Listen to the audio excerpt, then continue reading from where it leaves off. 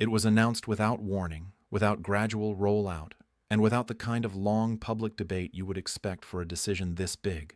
One press conference, one statement, and suddenly, millions of Americans over the age of 65 were left asking a question they never thought they'd have to ask this way. Can I still drive? Not next decade, not someday, but soon. Because what was just revealed isn't a minor update or a routine policy adjustment. It's a fundamental change to how senior drivers will be judged, tested, and potentially removed from the road starting February 2026. And whether you're driving every day only occasionally or simply value the freedom of knowing you can, this announcement puts that independence under a microscope. The most unsettling part isn't just what was said. It's how fast it happened, how quietly it was prepared, and how many people it affects all at once. More than 50 million licensed drivers, millions of families, entire communities where driving isn't optional, it's survival. And tonight, that reality has officially shifted. What makes this moment so alarming is not just the rules themselves, but the way they arrived. Transportation officials had predicted something was coming. Advocacy groups had feared it. Many seniors dismissed it as rumor, speculation, or political noise. But this morning, those rumors became policy, not after years of public hearings, not after state-by-state debate, but in a single federal announcement that crossed a line senior advocates hoped would never be crossed. Because once that line breaks, it doesn't just redraw regulations, it redraws lives.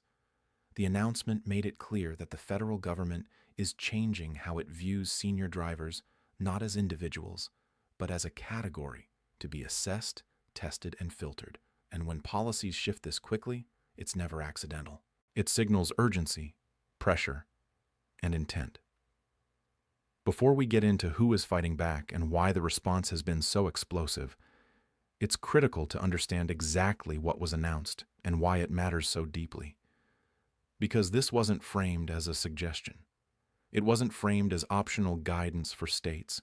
It was presented as a comprehensive framework, one that sets the tone for how licensing agencies across the country will operate going forward. And when federal regulators move this decisively, especially without years of public debate, it means they believe something has changed enough to justify action now. That's why this announcement has sent shockwaves through Washington, state governments, and senior communities nationwide, not because it came out of nowhere, but because it confirms that something many hoped would stay hypothetical is now very real. And once you understand what's inside this framework, the urgency, the backlash, and the growing national fight surrounding it will make a lot more sense.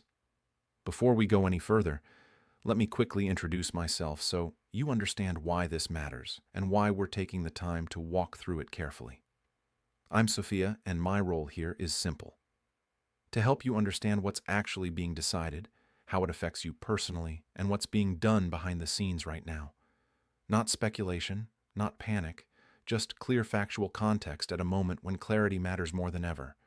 Because once you hear what's inside this new framework, you'll understand why senior advocacy groups reacted with such urgency and why this announcement has already become one of the most politically charged transportation decisions in years. Here's what federal transportation officials confirmed will take effect beginning February 2026, unless blocked or significantly altered. First, mandatory cognitive screening tied to license renewal starting at age 65. This is not a basic eye chart or a routine formality. These assessments are designed to measure reaction time, memory recall, and decision-making under simulated driving conditions. In practical terms, this means that renewing your license will no longer be based solely on your driving record or vision, but on standardized cognitive benchmarks that many seniors have never been required to meet before. Second, renewal timelines will be shortened significantly.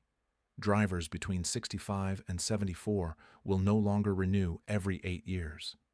That window is cut in half to 4 years. Drivers 75 and older will face renewals every 2 years. That may sound administrative, but in reality, it means more frequent testing, more frequent fees, and more opportunities for licenses to be delayed, restricted, or denied. Third, mandatory road tests will be required for any driver over 70 who has been involved in an at-fault accident, Regardless of how minor that accident may have been, a low-speed fender bender, a parking lot incident, any at-fault determination now carries the potential for a full driving reevaluation. And fourth, physicians will be placed under new reporting expectations, requiring doctors to notify licensing authorities if they believe a patient poses a potential driving risk. That shifts responsibility in a way that deeply concerns both seniors and medical professionals, because it places judgment calls into an already strained healthcare system and ties them directly to license eligibility.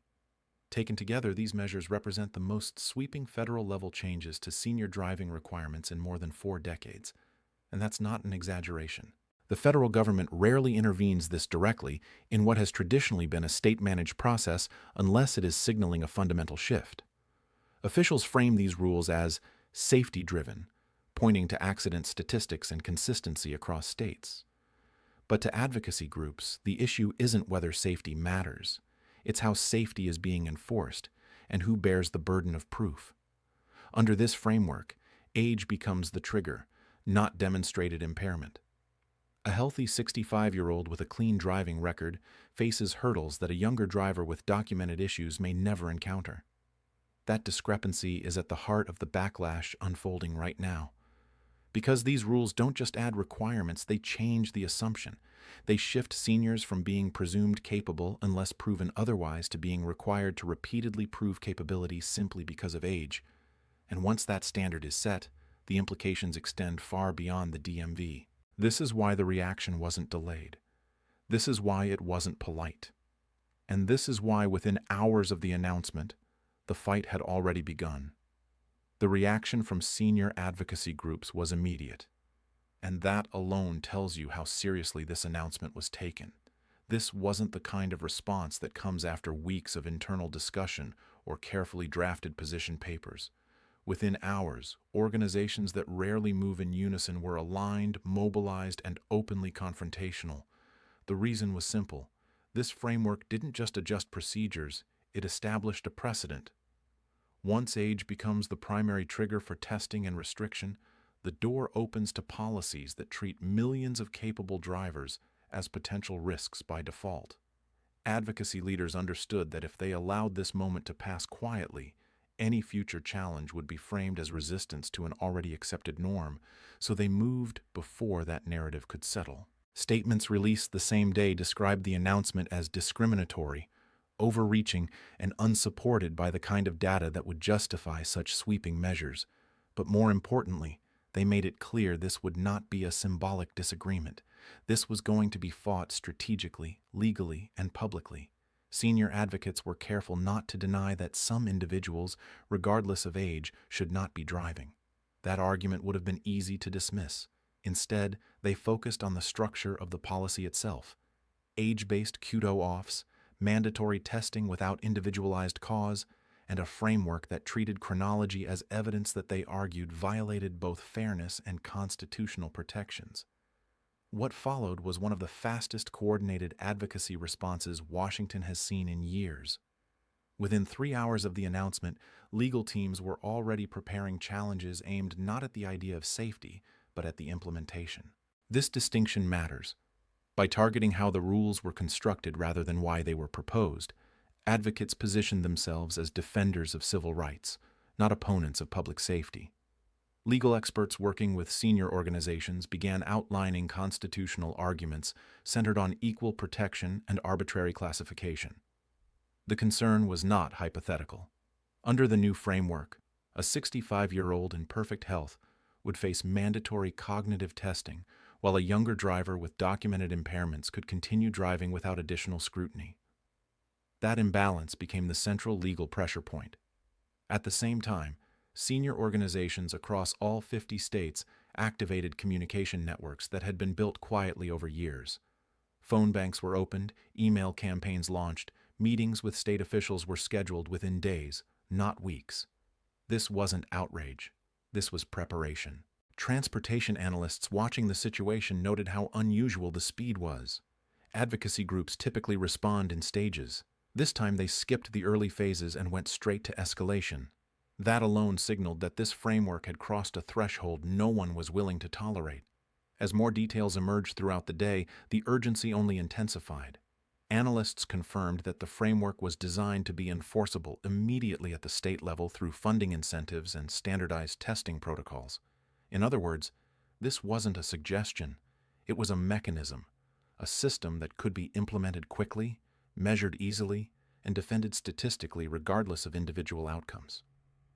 That realization is what pushed advocacy groups from protest into litigation.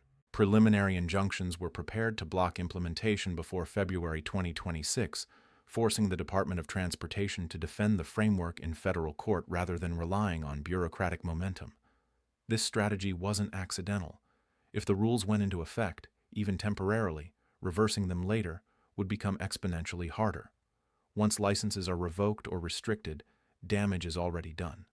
Independence loss doesn't come back easily, so advocates moved to stop the process before it could begin.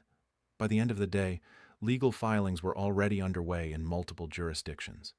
State-level senior organizations began targeting governors and legislators who had quietly signaled support for the framework in recent weeks.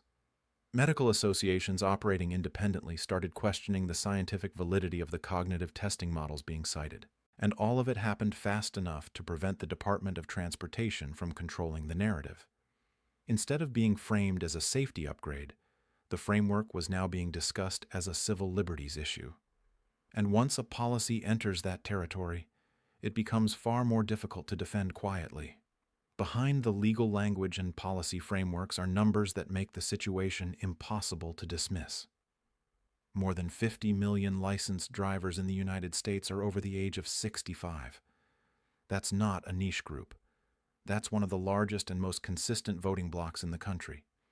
Transportation analysts reviewing the proposed cognitive screening criteria estimate that millions of those drivers could struggle to meet initial benchmarks, not because they are unsafe behind the wheel, but because standardized tests often fail to account for normal age-related changes that don't affect real-world driving ability. Reaction time in a lab is not the same as judgment at a four-way stop. Memory recall on a screen is not the same as decades of driving experience. Yet, under this framework, those distinctions are blurred. Add in shortened renewal cycles, mandatory road tests after even minor incidents, and increased testing fees, and the impact compounds quickly. States stand to collect billions in new administrative and testing revenue, but families stand to lose something far more valuable: independence. For many seniors, driving isn't a convenience. It's access to groceries, medical care, community, and dignity. When that access is restricted, the consequences ripple outward. Adult children rearrange work schedules. Rural residents face isolation. Healthcare outcomes decline. These aren't abstract policy outcomes. They are lived realities. And that's why advocacy groups have framed this issue not as transportation reform, but as a fundamental quality of life decision affecting millions who have done nothing wrong. What makes the situation even more volatile is the political timing. This announcement did not happen in a vacuum. It landed during a period of intense pressure on federal transportation leadership. Safety advocates have been demanding stricter oversight of senior driving for years, citing select accident data and high-profile incidents. At the same time, rural lawmakers are warning that aggressive restrictions could devastate communities with little or no public transportation. Medical associations are pushing for clearer liability protections, concerned about being held responsible for failing to report patients who later cause accidents. Civil liberties groups are increasingly vocal about age-based discrimination. And looming over all of it is an election cycle where regulatory overreach has become a political flashpoint. When officials release sweeping frameworks under these conditions, it's rarely a sign of confidence. It's a sign of urgency. Insiders describe it as a move made under pressure, an attempt to establish control before shifting political winds make action impossible. But that calculation may have underestimated one critical factor. Seniors are not disengaged. They are not disorganized, and they are not politically passive. If anything, they are more responsive to perceived threats to independence than almost any other group. That's why this announcement has already triggered reactions far beyond transportation circles. Congressional staffers are now monitoring the situation closely, aware that any policy affecting tens of millions of older voters carries serious electoral consequences. Early indications suggest emergency hearings are being scheduled, not as a formality, but as damage control. Legislators who supported similar measures in the past are suddenly cautious, sensing the intensity of the backlash. And the Department of Transportation, which expected to guide the narrative as a safety initiative, now finds itself defending the timing, the scope, and the fairness of its approach. Quietly, some officials are signaling openness to adjustments, a word that rarely appears unless recalibration is already underway. But advocates aren't slowing down. They understand that hesitation is not retreat, it's reassessment. And reassessment can lead either to compromise or to a more refined push forward.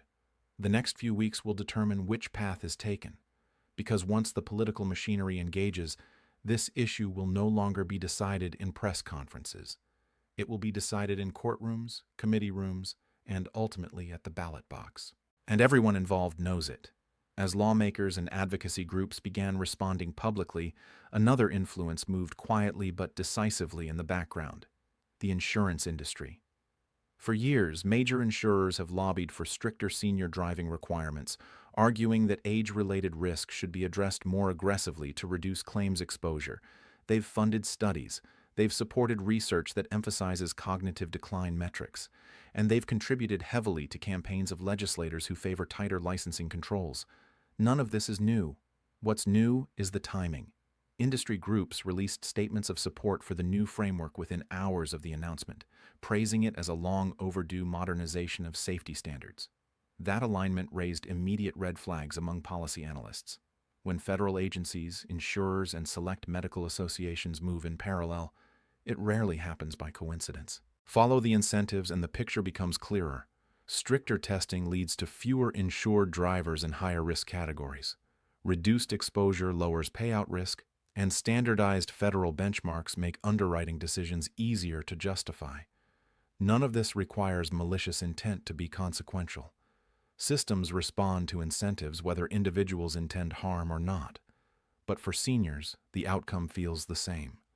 Increased scrutiny, higher costs, and the constant need to prove capability in order to retain something once assumed. Medical organizations found themselves pulled into the debate as well. Under the new framework, physicians would be expected to report patients they believe pose a driving risk. On paper, that sounds straightforward. In practice, it introduces ethical and legal complications. Doctors worry about liability. Patients worry about honesty. Trust erodes when medical conversations carry potential licensing consequences. Several independent medical associations question the scientific validity of the cognitive testing models cited by the Department of Transportation, noting that many such tests were designed for clinical screening, not real-world driving prediction. A person can score poorly on a standardized assessment and still navigate traffic safely through experience, caution, and adaptive behavior. Conversely, a high score does not guarantee safe driving. That nuance is difficult to capture in policy language, but impossible to ignore in real life. As these concerns surfaced, the narrative surrounding the announcement began to shift. What was initially framed as a safety initiative was now being discussed as a complex web of incentives, liabilities, and unintended consequences. And that shift mattered, because once public perception changes, policy momentum slows. That change in perception accelerated dramatically after senior advocacy leadership addressed their members directly. The message was not cautious. It was not softened. It was resolute. Leadership framed the issue plainly, arguing that safety was being used as a justification for discrimination, and that age alone was being treated as evidence of incapacity. The message resonated because it acknowledged reality without surrendering dignity. It did not deny that some individuals should not be driving. It rejected the idea that millions should be tested and restricted simply to identify a smaller subset. The language was deliberate, invoking fairness, contribution, and independence. Seniors were reminded that they built communities, paid taxes, raised families, and navigated decades of social change. The implication was clear. A lifetime of responsibility should not end in automatic suspicion. That message spread quickly, not just among seniors, but among families who recognized what driving represents beyond transportation: autonomy, participation, control over one's daily life. Within hours, the conversation had expanded beyond policy analysis into something more personal. Adult children began asking what this would mean for their parents. Rural communities questioned how residents would function without alternatives. Civil liberties groups amplified concerns about age-based thresholds being used as regulatory shortcuts. The Department of Transportation, which had anticipated debate, now faced something far more difficult to manage: moral framing. Once an issue is framed as dignity versus bureaucracy, the calculus changes. Compromise becomes politically necessary. Silence becomes risky and recalculation begins. Officials stopped giving interviews. Statements became shorter, more measured. Behind the scenes, discussion shifted from implementation timelines to damage control. That doesn't mean the framework is gone. It means it's under pressure. And pressure is exactly what advocacy groups intended to apply. Because in moments like this, speed matters less than persistence. The goal isn't just to win the argument today, it's to ensure that any future attempt to restrict senior driving rights faces the same resistance from the very beginning. What made this moment even more unsettling was how quickly the federal announcement was echoed at the state level. Within the same 48-hour window, several state legislators introduced companion bills that didn't merely align with the federal framework, but expanded on it. Some proposed lowering the age threshold even further. Others suggested adding additional layers of testing beyond what federal guidelines outlined. Insurance industry groups publicly endorsed these state efforts, framing them as necessary local safeguards. At the same time, lobbying activity increased sharply around physician liability protections aimed at shielding doctors who report patients while placing more responsibility on those who don't. When multiple pieces move at once, it's rarely coincidence. It signals coordination. Transportation analysts noted that this kind of synchronized action typically occurs only when agencies believe they have a narrow window to act before opposition fully mobilizes. The goal appears to be momentum. If enough states begin aligning with the framework early, resistance becomes harder to sustain. But that strategy also carries risk, because if early adopters face backlash, the entire effort can stall. And that's exactly the scenario beginning to unfold. State-level senior organizations responded by shifting focus. Rather than concentrating solely on federal courts, they began applying pressure locally, targeting governors, transportation departments, and state legislators who had quietly signaled support. The message was simple and direct. Supporting this framework would not be politically neutral. It would be remembered. And in states where seniors make up a significant portion of the electorate, that warning carries weight. Rural legislators in particular found themselves caught between safety advocates and constituents who rely almost entirely on personal vehicles. In many areas, public transportation simply doesn't exist. Removing driving privileges doesn't encourage safer alternatives. It removes mobility altogether. That reality complicates any attempt to sell this framework as universally beneficial. The more the policy expanded outward, the more its weaknesses became visible. One-size-fits-all solutions rarely survive contact with lived experience, and senior advocates were determined to make sure those experiences were heard loudly and repeatedly. Now, attention is turning to what happens next, because the next 30 to 60 days will likely determine the direction of this entire fight. Congressional sources indicate emergency hearings are being scheduled not as a formality, but as a response to mounting pressure. Members of the Senate Transportation Committee are reportedly requesting detailed justification for each provision, including the data used to support cognitive screening thresholds and renewal intervals. In the House, discussions are underway about legislative options that could block or delay implementation by restricting federal funding tied to the framework. These are not symbolic gestures. Funding controls are one of the few levers Congress can pull quickly when agencies move faster than expected. Meanwhile, legal teams representing senior organizations are preparing for a protracted battle, one that could stretch well beyond February 2026 if injunctions are granted.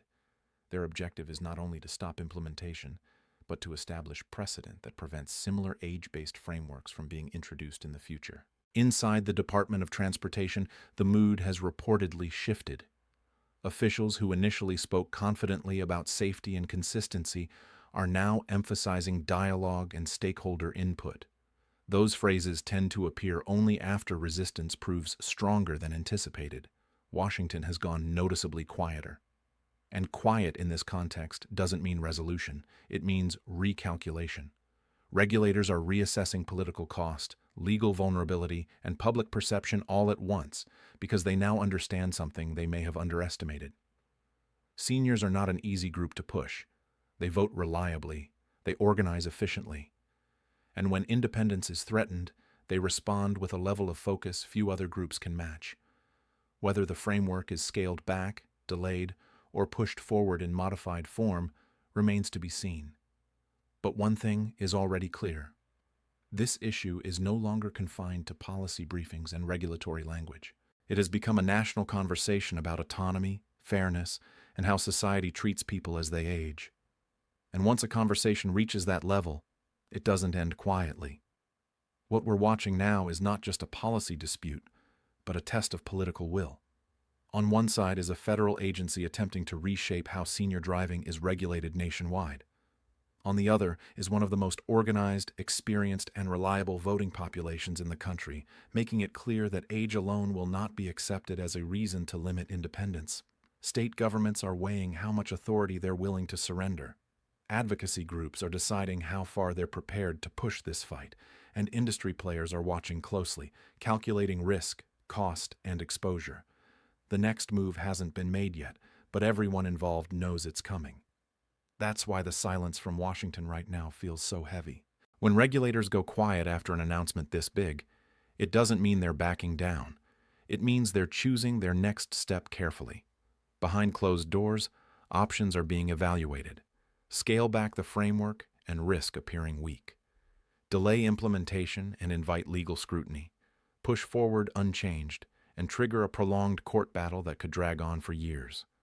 None of those paths are easy, and all of them carry consequences. Senior advocates understand this moment perfectly. Their strategy is not to wait and react, but to stay visible, vocal, and relentless. They want every decision-maker to understand that this issue will not fade from public attention, that every vote, every statement, every procedural maneuver will be remembered. Because for seniors, this is not an abstract debate about transportation safety. It's about whether a lifetime of responsibility ends with the presumption of incompetence. It's about whether independence is treated as a right or a privilege that must be constantly re-earned. And it's about whether policy can be built around individuals rather than averages. What happens next will unfold quickly. Emergency hearings, legal filings, revised language, political pressure applied quietly and publicly at the same time. And throughout it all, millions of seniors will be watching, listening, and talking to one another about what this means for them personally. That collective awareness is already reshaping the conversation. The Department of Transportation may have expected debate. It did not expect this level of unified resistance. It did not expect advocacy groups to move so fast or so precisely. And it did not expect this issue to become a symbol of something much larger: how a society values experience, how it balances safety with dignity, and how it decides who gets to keep control over their own lives. This story is far from over. February 2026 is not tomorrow, but it's close enough to demand attention now. The decisions made in the next few weeks will shape what that date actually means. Whether it marks the start of sweeping new restrictions, a delayed rollout under heavy scrutiny, or a retreat from policies that move too fast, too broadly. For now, one thing is undeniable. Seniors have drawn a line. They've shown they will not accept quiet erosion of independence. They've reminded Washington that they are organized, informed, and engaged. And they've made it clear that any attempt to redefine their rights will be met with resistance at every level. The Department of Transportation learned something important this week. Seniors do not surrender freedom without a fight. They do not disengage when challenged, and they do not forget. Whatever happens next, this moment will be remembered as the point when the battle over senior driving rights moved out of policy papers and into the national spotlight. The stakes are real. The outcome is still undecided, and the country is watching.